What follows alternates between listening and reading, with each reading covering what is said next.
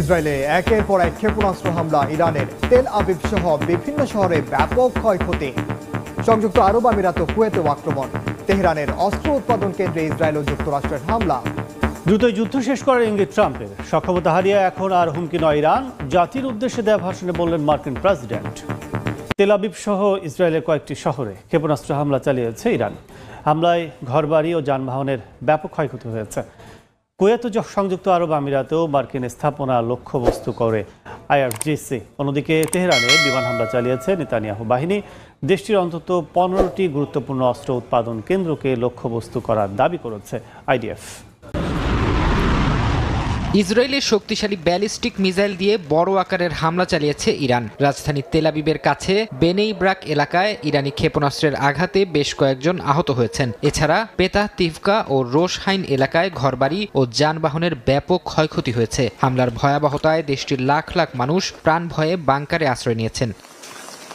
ইরানে হামলার মাত্রা বাড়িয়েছে ইসরায়েল। গত 2 দিনে ইরানের রাজধানী তেহরান ও এর আশপাশে 4 শতাধিক হামলা চালিয়েছে আইডিএফ। এর মধ্যে ইরানের প্রতিরক্ষা মন্ত্রণালয়ের কেন্দ্রীয় কমপ্লেক্স সহ 15টি গুরুত্বপূর্ণ অস্ত্র উৎপাদন কেন্দ্রকে লক্ষ্যবস্তু করার দাবি তাদের। তেল আবিব বলছে, তেহরানের উন্নত বিমান বিধ্বংসী ক্ষেপণাস্ত্র এবং ব্যালিস্টিক মিসাইল সংরক্ষণের জায়গাগুলো গুড়িয়ে দেওয়া হয়েছে এই বিশেষ অভিযানে, যদিও এ বিষয়ে কিছু জানায়নি আইআরজিসি।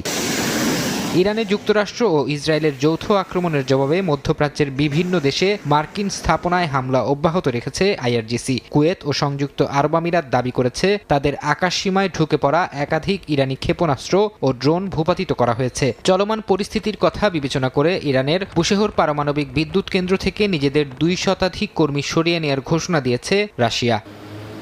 অন্যদিকে লেবাননে চলছে রক্তক্ষয়ী লড়াই। হিজবুল্লাহ দাবি করেছে তারা আকাশসীমায় ইসরায়েলি ড্রোন ভূপাতিত করার পাশাপাশি শত্রুপক্ষের যুদ্ধ বিমানকে ধাওয়া করেছে। গত একদিনে দেশটির দক্ষিণাঞ্চলে লড়াই করতে গিয়ে ইসরায়েলের প্রায় অর্ধশত সেনা সদস্য আহত হয়েছেন বলে খবর পাওয়া গেছে। যুক্তরাষ্ট্র ও ইসরায়েলের প্রতি কঠোর হুঁশিয়ারি উচ্চারণ করেছে আইআরজিসি। তাদের মতে প্রতিরোধ ফ্রন্টকে দুর্বল ভাবলেও ময়দানে তার উল্টো চিত্র ফুটে উঠেছে। আইআরজিসি জানায়, প্রতিরোধ যোদ্ধারা প্রমাণ করেছে অত্যাধুনিক প্রযুক্তি সত্ত্বেও যুক্তরাষ্ট্র ও ইসরায়েল তাদের কাছে কার্যত অসহায়। যুক্তরাষ্ট্র ও ইসরায়েলের হামলা ইরানের তরুণ সমাজ ও সাধারণ মানুষকে আরও বেশি ঐক্যবদ্ধ করেছে। তেহরানে শাসক পরিবর্তনের পরিকল্পনা ব্যর্থ হওয়ার পাশাপাশি দেশটির নেতৃত্বের চেইন অফ কমান্ড অটুট রয়েছে। এদিকে বিশ্ববাজারের অস্থিরতার দায়ভার নিয়ে ট্রাম্প ও নেতানিয়াহু চরম বিপাকে পড়েছেন বলে মনে করছেন বিশ্লেষকরা। ইরানি শাসন ব্যবস্থার পতন অথবা দেশের ভেতরে বড় ধরনের বিদ্রোহ সৃষ্টির লক্ষ্যে তেহরানে হামলা শুরু করে যুক্তরাষ্ট্র ও ইসরায়েল। কিন্তু গত কয়েকদিনের চিত্র বলছে ভিন্ন কথা। ইতিহাসের পৃষ্ঠা প্রমাণ করে যে বাইরের শত্রুর আঘাত সবসময় একটি জাতিকে ভেতরের বিভেদ ভুলিয়ে ঐক্যবদ্ধ করে। ইরানেও তার ব্যতিক্রম হয়নি। ইরানের যে তরুণরা কিছুদিন আগে সংস্কারের দাবিতে রাজপথে সরব ছিল, নিজ দেশে বিদেশি হামলার পর তারা এখন দেশের পতাকা হাতে সংহতি জানাচ্ছে। ট্রাম্প প্রশাসন আশা করেছিল এই হামলায় রেজিম চেঞ্জ বা শাসক পরিবর্তন ত্বরান্বিত হবে, কিন্তু বাস্তবে দেখা যাচ্ছে ইরানিদের মাঝে জাতীয়তাবাদী চেতনা আগের চেয়ে কয়েক গুণ বেশি শক্তিশালী হয়েছে। বেনিয়ামিন নেতানিয়াহু এই হামলাকে নিজের রাজনৈতিক রক্ষা কবচ হিসেবে ব্যবহার করতে চেয়েছিলেন। অন্যদিকে ডোনাল্ড ট্রাম্প চেয়েছিলেন শক্তি প্রদর্শন করে তেহরানকে নতজানু করতে, কিন্তু সমরবিদরা বলছেন কৌশলগত লক্ষ্য অর্জনে তারা ব্যর্থ। ইরানের সামরিক অবকাঠামো ক্ষতিগ্রস্ত হলেও তাদের যে কমান্ড অ্যান্ড কন্ট্রোল বা নেতৃত্বের চেইন তা এখনো অটুট আছে। ফলে শাসক পরিবর্তনের যে স্বপ্ন হোয়াইট হাউস দেখেছিল তা এখনো আকাশকুসুম কল্পনাই বলা যায়। এদিকে মধ্যপ্রাচ্যের তেল ও গ্যাস সরবরাহে বিঘ্ন ঘটায় বিশ্ববাজারে যে অস্থিরতা তৈরি হয়েছে তার দায়ভার ট্রাম্প ও নেতানিয়াহুর ঘাড়েই পড়ছে। বিশ্লেষকরা বলছেন, বোমা মেরে হয়তো স্থাপনা ধ্বংস করা যায়, কিন্তু একটি জাতির আদর্শ বা দৃঢ় মনোবল গুড়িয়ে দেওয়া যায় না। দেশের মানুষের এমন দৃঢ় ঐক্যে ইরান এখন আরও বেশি রক্ষণাত্মক এবং আক্রমণাত্মক হয়ে ওঠার সুযোগ পেয়েছে। এদিকে মার্কিন প্রেসিডেন্ট ডোনাল্ড ট্রাম্প জানিয়েছেন ইরানের সাথে যুদ্ধ সমাপ্তির পথে। ইরান যুদ্ধ নিয়ে প্রথমবারের মতো জাতির উদ্দেশ্যে দেয়া ভাষণে ট্রাম্প দাবি করেন মার্কিনরা এখন নিরাপদ। ইরান যুক্তরাষ্ট্র ও বিশ্বকে আর হুমকি দেওয়ার সক্ষমতা হারিয়েছে বলেও দাবি করেন ট্রাম্প। ইরানের বর্তমান প্রশাসন ব্যবস্থাকে সম্পূর্ণ নস্যাৎ করে দেওয়া হয়েছে উল্লেখ করে ট্রাম্প আরও জানান, আর 2-3 সপ্তাহ চলবে যুদ্ধ। স্থানীয় সময় বুধবার রাতে ইরান ইস্যুতে প্রথমবারের মতো জাতির উদ্দেশ্যে ভাষণ দেন মার্কিন প্রেসিডেন্ট ডোনাল্ড ট্রাম্প। বহুল প্রতীক্ষিত ভাষণে ট্রাম্প মার্কিন জনগণকে আশ্বস্ত করেন ইরান যুদ্ধ সমাপ্তির পথে। বলেন, যুক্তরাষ্ট্র ও বিশ্বকে নিরাপদ রাখতেই ইরানের শাসন ব্যবস্থাকে ধ্বংস করে দেয়া হয়েছে। সুনির্দিষ্টভাবে আর মাত্র 32 দিন পর ইরান কারোর জন্য হুমকি হতে পারবে না বলে দাবি করেন তিনি। প্রেসিডেন্ট ট্রাম্প তার ভাষণে ইরানের সাথে যুক্তরাষ্ট্র ও ইসরায়েলের যুদ্ধের সর্বশেষ পরিস্থিতির বর্ণনা দেন। জানান, ইরানের নৌ বিমান বাহিনী পুরোপুরি শেষ, মিসাইল সহ হামলার সক্ষমতাও কমে এসেছে।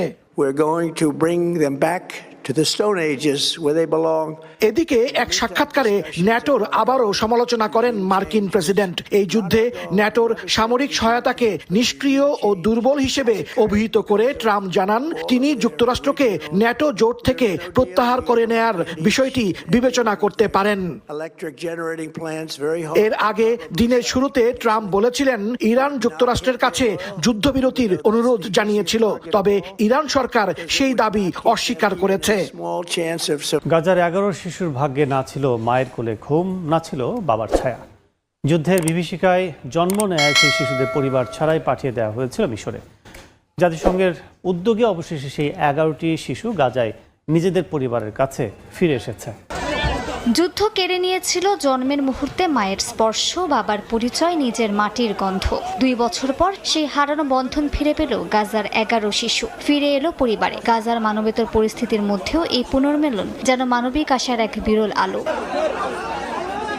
2023 সালে ইসরায়েলি আগ্রাসনের জেরে আল শিফা হাসপাতাল থেকে সরিয়ে নেওয়া হয়েছিল 29টি অপরিণত শিশুকে। সীমান্ত বন্ধ থাকায় মায়ের কোলে নয়, ইনকিউবেটরে করে তাদের পাঠানো হয় মিশরে। সঙ্গে ছিল শুধু চিকিৎসক দল। জন্মের পর থেকেই পরিবার ছাড়া এই শিশুদের জীবন শুরু হয়েছিল যুদ্ধের ভয়াবহ বাস্তবতায়। 2 বছর পর জাতিসংঘের উদ্যোগে অবশেষে 11 শিশু গাজায় নিজেদের পরিবারের কাছে ফিরে এসেছে। সেই পুনর্মিলনের মুহূর্ত ছিল কান্না, আবেগ আর বিস্ময়ের মিশেল। কিন্তু এই ফিরে পাওয়ার আনন্দের মাঝেও রয়ে গেছে গভীর ক্ষত। এই শিশুদের বেশিরভাগই জানে না তার মা বাবাকে, চেনে না নিজের পরিবার। যুদ্ধ কেড়ে নিয়েছে পরিবারের অনেক সদস্যকে। এই 11 শিশুর গল্প শুধু পুনর্মিলনের নয়, বরং যুদ্ধের নির্মমতার প্রতিচ্ছবি। চিকিৎসকদের ভাষায় অনেক নবজাতক প্রয়োজনীয় চিকিৎসা না পেয়ে প্রাণ হারিয়েছে। ধ্বংসস্তূপে পরিণত স্বাস্থ্য ব্যবস্থা এখনও টিকে থাকার লড়াই করছে। তবু এই 11টি শিশুর ফিরে আসা যেন প্রমাণ করে, সব হারিয়েও মানবিক সম্পর্কের শক্তি কখনো নিঃশেষ হয় না। ইরান যুদ্ধে পশ্চিমা মিত্রদের সহযোগিতা না পেয়ে ক্ষুব্ধ মার্কিন প্রেসিডেন্ট ডোনাল্ড ট্রাম্প। ইরানে মার্কিন ইসরায়েলি হামলায় সরাসরি সহায়তা করতে অস্বীকৃতি জানানোয় এরই মধ্যে ফ্রান্স, ইতালি ও স্পেনের কড়া সমালোচনা করেছেন তিনি। ন্যাটোভুক্ত দেশগুলোকে ভীরু আখ্যা দিয়ে প্রয়োজনে আকাশসীমা ও ঘাঁটি ব্যবহারের অনুমতি ছাড়াই ব্যবস্থা নেয়ার হুঁশিয়ারি দেন তিনি। এমন পরিস্থিতিতে পশ্চিমা মিত্রদের সঙ্গে মার্কিন প্রেসিডেন্টের দূরত্ব বাড়তে পারে বলে মনে করছেন বিশ্লেষকরা। ইরানের সামরিক অভিযান চালাতে গিয়ে ইউরোপীয় মিত্রদের কাছ থেকে প্রত্যাশিত সহযোগিতা না পেয়ে চটেছেন ডোনাল্ড ট্রাম্প। বিভিন্ন আন্তর্জাতিক গণমাধ্যম জানায়, ন্যাটোর প্রভাবশালী দেশগুলো মার্কিন ইসরায়েলি কর্মকাণ্ডের বিরুদ্ধে অবস্থান নিয়েছে। দীর্ঘদিনের মিত্রদের ভীরু বলে সম্বোধন করেছেন ট্রাম্প। তার দাবি, সংকটের সময়ে এই দেশগুলো নিজেদের গুটিয়ে নিয়ে বিশ্বাসঘাতকতা করছে। সবচেয়ে বড় বাধা হয়ে দাঁড়িয়েছে ফ্রান্স, যারা ইসরায়েলগামী মার্কিন যুদ্ধবিমানকে নিজেদের আকাশসীমা ব্যবহার করতে দেয়নি। ট্রাম্পের অভিযোগ, সামরিক রসদ নিয়ে যাওয়া বিমানগুলোকে পথ ঘুরিয়ে নিতে বাধ্য করেছে ফরাসি প্রশাসন। তবে দেশটির সরকার জানিয়েছে, সংঘাত শুরুর পর থেকেই তারা বিদ্যমান নীতির সঙ্গে সামঞ্জস্য রেখে সিদ্ধান্ত নিচ্ছে। এই ঘটনায় ক্ষুব্ধ হয়ে ইসরায়েল ঘোষণা দিয়েছে, তারা ফ্রান্স থেকে সব ধরনের প্রতিরক্ষা সরঞ্জাম কেনা বন্ধ করে দেবে। সহযোগিতা না করার তালিকায় নাম লিখিয়েছে ইতালি ও স্পেনও। সিসিলির সিগোনেলা বিমান ঘাঁটিতে মার্কিন বোমারু বিমান অবতরণের অনুমতি দেয়নি ইতালি, যা ওয়াশিংটনের সঙ্গে রোমের দূরত্ব বাড়িয়ে দিয়েছে। অন্যদিকে স্পেনের প্রধানমন্ত্রী পেদ্রো সানচেজ মার্কিন ইসরায়েলি হামলার কড়া সমালোচনা করে নিজেদের আকাশসীমা পুরোপুরি বন্ধ রাখার সিদ্ধান্তে অটল রয়েছেন। দেশটির প্রতিরক্ষা মন্ত্রী সাফ জানিয়েছেন, কোনো নির্দিষ্ট দেশের স্বার্থে নয়, কেবল ন্যাটোর সম্মিলিত রক্ষায় ঘাঁটি ব্যবহার করা যাবে। মিত্রদের ওপর চাপ বাড়াতে ট্রাম্প এখন জ্বালানি রাজনীতিকে অস্ত্র হিসেবে ব্যবহারের পরামর্শ দিচ্ছেন। তিনি যুক্তরাজ্য সহ যেসব দেশ ইরান বিরোধী অভিযানে অংশ নিতে অস্বীকৃতি জানিয়েছে তাদের নিজেদের সাহস সঞ্চার করে হরমুজ প্রণালী দখলের চ্যালেঞ্জ ছুড়ে দিয়েছেন। ট্রাম্পের মতে যারা ওয়াশিংটনকে সাহায্য করবে না তাদের উচিত যুক্তরাষ্ট্র থেকে জ্বালানি কেনা অথবা নিজেরাই নিজেদের নিরাপত্তা নিশ্চিত করা। এমন পরিস্থিতিতে ন্যাটোর ঐক্য এখন বড় ধরনের অস্তিত্ব সংকটে পড়েছে বলে মনে করছেন বিশ্লেষকরা। এই ভূ রাজনৈতিক উত্তেজনার মধ্যেই হোয়াইট হাউসের জন্য কিছুটা স্বস্তির খবর নিয়ে এসেছে ব্রিটিশ রাজ পরিবার। বাকিংহাম প্যালেস নিশ্চিত করেছে রাজা তৃতীয় চার্লস ও কুইন কনসোর্ট ক্যামিলা এপ্রিলের শেষ দিকে যুক্তরাষ্ট্রে রাষ্ট্রীয় সফরে যাবেন। যদিও ট্রাম্প যুক্তরাজ্যের অসহযোগিতামূলক আচরণের সমালোচনা করেছেন, তবে এই সফর দুই দেশের ঐতিহাসিক সম্পর্ককে কতটা মেরামত করতে পারবে তা নিয়ে শুরু হয়েছে নতুন জল্পনা। ইউক্রেনের লুহান্স্ক অঞ্চলের পূর্ণ নিয়ন্ত্রণ নেওয়ার দাবি করেছে রাশিয়া। পাশাপাশি খার্কিভ এবং জাপোরিজিয়ায় কয়েকটি গ্রামও দখলে নেওয়ার কথা জানিয়েছে রুশ প্রতিরক্ষা মন্ত্রণালয়, যদিও তাদের এমন দাবির বিষয়ে কোনো মন্তব্য করেনি কিয়েভ। এদিকে ইউক্রেন জুড়ে ড্রোন হামলায় অন্তত 4 জন নিহত, বেশ কয়েকজন আহত হয়েছেন। এমন পরিস্থিতিতে ইস্টার উপলক্ষে জ্বালানি অবকাঠামোতে হামলা বন্ধে জেলেনস্কির প্রস্তাব প্রত্যাখ্যান করেছে ক্রেমলিন। ইউক্রেন জুড়ে বুধবার ব্যাপক ড্রোন হামলা চালায় রাশিয়া। প্রেসিডেন্ট ভলোদিমির জেলেনস্কি জানিয়েছেন রাতভর 3 শতাধিক ড্রোন দিয়ে হামলা চালিয়েছে রুশ বাহিনী। টানা এই ড্রোন হামলায় খেরসন ও চেরকাসি অঞ্চলে কয়েকজন নিহতের খবর পাওয়া গেছে। এছাড়া লুটস্ক শহরের একটি বেসরকারি প্রতিষ্ঠানের গুদামে আগুন লেগে ব্যাপক ক্ষয়ক্ষতি হয়েছে। চলমান সেনা অভিযানে বড় সফলতার দাবি করেছে রাশিয়া। তারা ইউক্রেনের লুহান্স্ক অঞ্চলের পূর্ণ নিয়ন্ত্রণ নেওয়ার কথা জানিয়েছে। রুশ প্রতিরক্ষা মন্ত্রণালয়ের দাবি তাদের ওয়েস্ট সামরিক গ্রুপ এই অঞ্চল দখলে নিয়েছে। লুহান্স্কের পাশাপাশি খার্কিভ এবং জাপোরিজিয়ার কয়েকটি গ্রামও দখলে নেওয়ার দাবি করেছে মস্কো। ক্রেমলিনের মুখপাত্র দিমিত্রি পেসকভ জেলেনস্কিকে হুঁশিয়ারি দিয়ে বলেছেন, ডনবাস থেকে সেনা প্রত্যাহারের সিদ্ধান্তটি ইউক্রেনের অনেক আগেই নেওয়া উচিত ছিল। দুপক্ষের মধ্যে তীব্র সম্মুখ লড়াইও অব্যাহত আছে। গত একদিনে প্রায় 200টি সরাসরি সংঘর্ষের খবর পাওয়া গেছে। ইউক্রেনের জেনারেল স্টাফ জানিয়েছেন রুশ বাহিনী একদিনে অর্ধ শতাধিক বিমান হামলা এবং 200-র বেশি গাইডেড বোমা বর্ষণ করেছে। ডোনেটস্ক অঞ্চলে নিজেদের অবস্থান ধরে রাখতে ইউক্রেনীয় সেনারা পাল্টা গোলাবর্ষণ চালিয়ে যাচ্ছে। হামলা পাল্টা হামলায় দুই পক্ষই ব্যাপক ক্ষয়ক্ষতির দাবি করছে। রাশিয়া জানিয়েছে তারা ইউক্রেনের জ্বালানি অবকাঠামো, ড্রোনের গুদাম এবং বিদেশি ভাড়াটে যোদ্ধাদের আস্তানা সহ 150 শতাধিক স্থানে নিখুঁত আঘাত এনেছে। অন্যদিকে ইউক্রেনের দাবি তারা গত একদিনে রাশিয়ার 2000-এরও বেশি ড্রোন ভূপাতিত করেছে।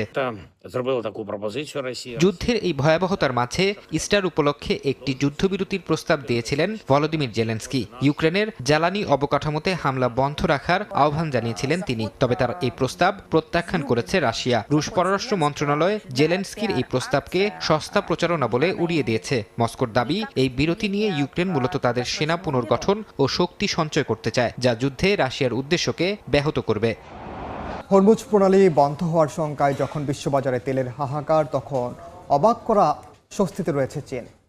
ভারত, জাপান বা দক্ষিণ কোরিয়ার মতো প্রতিবেশী দেশগুলো জ্বালানি সংকটে ভুগলেও বেইজিংয়ের দীর্ঘমেয়াদী পরিকল্পনা দেশটিকে রেখেছে সুরক্ষিত অবস্থানে। বৈদ্যুতিক গাড়ির বিপ্লব আর আমদানির বহুমুখী উৎসের কল্যাণে হরমুজ ছাড়াই মাসের পর মাস টিকে থাকার সক্ষমতা অর্জন করেছে বিশ্বের দ্বিতীয় বৃহত্তম এই অর্থনীতি। পারস্য উপসাগর থেকে তেল আমদানিতে চীন বিশ্বের শীর্ষ দেশগুলোর একটি হলেও হরমুজ প্রণালী বন্ধের হুমকিতে বেইজিং মোটেও বিচলিত নয়। রয়টার্সের তথ্য বলছে ভারত, জাপান ও দক্ষিণ কোরিয়া সম্মিলিতভাবে যত তেল আমদানি করে চীন একাই তার চেয়ে বেশি তেল নেয় এই জলপথ দিয়ে। অথচ বর্তমান সংকটে এশিয়ার অন্যান্য দেশ যখন সাশ্রয়ী নীতি নিতে বাধ্য হচ্ছে, চীন তখন অভ্যন্তরীণ মজুত ও বিকল্প ব্যবস্থার উপর ভর করে স্বাভাবিক গতিতে চলছে। চীনের এই সাফল্যের নেপথ্যে রয়েছে তাদের বিশাল বৈদ্যুতিক গাড়ির বহর। গত বছর পর্যন্ত দেশটিতে বিক্রি হওয়া নতুন গাড়ির অর্ধেকেরও বেশি ছিল বৈদ্যুতিক, যা তেলের ওপর নির্ভরতা নাটকীয়ভাবে কমিয়ে দিয়েছে। গত এক বছরে বৈদ্যুতিক গাড়ির কারণে চীন যে পরিমাণ তেল সাশ্রয় করেছে তা সৌদি আরব থেকে তাদের মোট আমদানির সমান।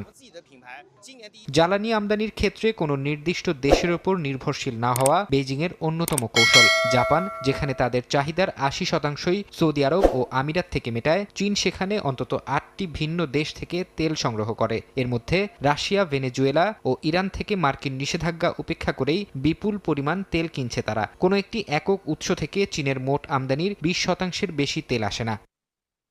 জরুরি পরিস্থিতি মোকাবিলার জন্য চীন গড়ে তুলেছে এক বিশাল ও রহস্যময় কৌশলগত পেট্রোলিয়াম রিজার্ভ। যদিও এই মজুতের সঠিক পরিমাণ বেইজিং প্রকাশ করে না, তবে বিশ্লেষকদের ধারণা বাণিজ্যিক শোধনাগার সহ তাদের কাছে যে পরিমাণ তেল রয়েছে তা দিয়ে অন্তত 7 মাস অনায়াসেই পার করে দেওয়া সম্ভব। এছাড়া দেশটির অভ্যন্তরীণ তেল উৎপাদনও গত বছর দৈনিক 43 লাখ ব্যারেলে পৌঁছে নতুন রেকর্ড গড়েছে, যা মোট চাহিদার প্রায় 40% পূরণ করে। তেলের বাইরেও চীনের বিদ্যুৎ গ্রিডকে আমদানি মুক্ত রাখতে কয়লা ও নবায়নযোগ্য শক্তির সর্বোচ্চ ব্যবহার নিশ্চিত করা হয়েছে। গবেষকদের মতে চীনা পরিকল্পনাবিদরা কয়েক দশক আগে থেকেই জীবাশ্ম জ্বালানির বিকল্প নিয়ে কাজ শুরু করেছিলেন। অভ্যন্তরীণ সরবরাহ ঠিক রাখতে বেইজিং বর্তমানে অনানুষ্ঠানিকভাবে জ্বালানি রপ্তানি নিষিদ্ধ করেছে, যা দেশটিকে বৈশ্বিক সংকটের মধ্যেও সুরক্ষিত রেখেছে।